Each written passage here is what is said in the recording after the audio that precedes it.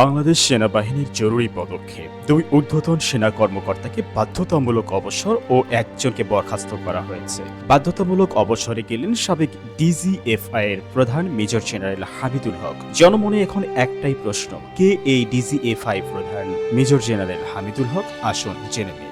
1970 সালের 23 জুন তৎকালীন পূর্ব পাকিস্তানের কক্সবাজার জেলার ঈদগাহ উপজেলার জালালাবাদ ইউনিয়নের পালাকাটার নিভৃত গ্রামে জন্মগ্রহণ করেন ডিজিএফআই প্রধান জেনারেল হামিদুল হক। ঈদগাহ মডেল হাই স্কুল থেকে এসএসসি ও চট্টগ্রাম কলেজ থেকে এসএসসি সম্পন্ন করেন তিনি। 1988 সালে বাংলাদেশ মিলিটারি একাডেমিতে ভর্তি হন এবং জুন 1990 সালে কমিশন লাভ করেন এই মেধাবী ব্যক্তি। ইতিপূর্বে তিনি 17 পদাতিক ডিভিশনের জেনারেল কমান্ডিং অফিসার ও সিলেট এরিয়া কমান্ডার হিসেবে দায়িত্বরত ছিলেন। পদ্মা সেতুর নিরাপত্তার দায়িত্বে থাকা 99 কম্পোজিট ব্রিগেডের নেতৃত্ব দিয়েছেন হামিদুল হক। তিনি সিয়েরা লিওন এবং দক্ষিণ সুদানে জাতিসংঘ প্রতিরক্ষা বাহিনীতে কাজও করেছে। হামিদুল হক পার্বত্য চট্টগ্রাম বাংলাদেশ সেনাবাহিনীর 203তম পদাতিক ব্রিগেড এবং খাগড়াছড়ি অঞ্চলের কমান্ডার ছিলেন। তিনি খাগড়াছড়ি জেলার বাসিন্দাদের সাথে দেখা করে 25 ডিসেম্বর 2018 সালে যে কোনো অবৈধ অস্ত্র সমর্পণ করার জন্য তাদের আহ্বান জানিয়েছিলেন। এর আগে তিনি ন্যাশনাল ডিফেন্স কলেজের কলেজ সেক্রেটারি এবং কলেজের গভর্নিং বডির সদস্য হিসেবেও দায়িত্ব পালন করেন। 2022 সালের 26 অক্টোবর থেকে 2024 সালের 12 আগস্ট পর্যন্ত তিনি প্রতিরক্ষা গোয়েন্দা অধিদপ্তরের মহাপরিচালক হিসেবে দায়িত্ব গ্রহণ করেন। 26 অক্টোবর 2022 প্রকাশিত দৈনিক প্রথম আলোর এক প্রতিবেদনে সেই সময় তাকে ডিজিএফআই এর নতুন প্রধান মেজর জেনারেল হামিদুল হক শিরোনামে খবর প্রকাশিত করে।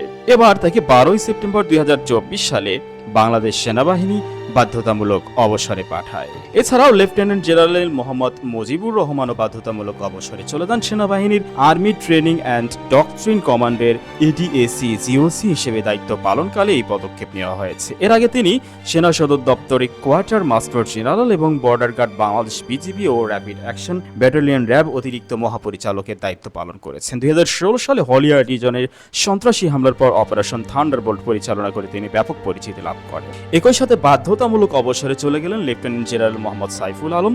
তাকে অকালীন বাধ্যতামূলক অবসর প্রদান করা হয়েছে। দেশজুড়ে ছাত্র জনতার গণ অভ্যুত্থানের পর তিনি পররাষ্ট্র মন্ত্রণালয়ে ন্যস্ত হন। তার পূর্ববর্তী দায়িত্বের মধ্যে ছিল national defence college command, quarter master general, প্রতিরক্ষা গোয়েন্দা মহাদপ্তর ডিজিএফআই এর মহাপরিচালক এবং 11 পদাতিক ডিভিশনের GOC. 4 September lieutenant general Mohammad Saiful Alam ও তার স্ত্রীর ব্যাংক হিসাব স্থগিত করার নির্দেশ দেওয়া হয়েছে। এই নির্দেশনায় তাদের সন্তানদের মালিকানাধীন প্রতিষ্ঠানের হিসাবে অন্তর্ভুক্ত করা হয়। Bangladesh financial intelligence unit BFIU এই পদক্ষেপের মাধ্যমে ব্যাপক আর্থিক তদন্ত শুরু করেছে।